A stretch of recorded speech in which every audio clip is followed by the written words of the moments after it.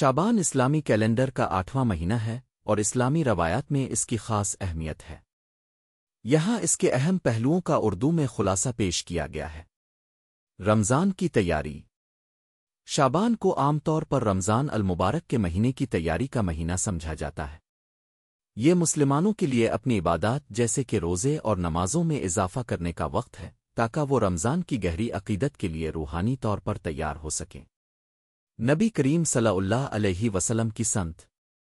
روایات میں آتا ہے کہ نبی کریم صلی اللہ علیہ وسلم شعبان میں کثرت سے روزے رکھتے تھے۔ اس عمل کو نبی کریم صلی اللہ علیہ وسلم کی پیروی اور اضافی برکتیں حاصل کرنے کا ذریعہ سمجھا جاتا ہے۔ شب برات۔ شعبان کی 15 رات جسے شب برات کے نام سے جانا جاتا ہے کچھ اسلامی روایات میں ایک اہم رات سمجھی جاتی ہے۔ کچھ لوگوں کا ماننا ہے کہ اس رات اللہ تعالیٰ آنے والے سال کے لیے لوگوں کے اعمال کا اندراج کرتے ہیں اور معافی عطا فرماتے ہیں۔ اعمال میں اضافہ۔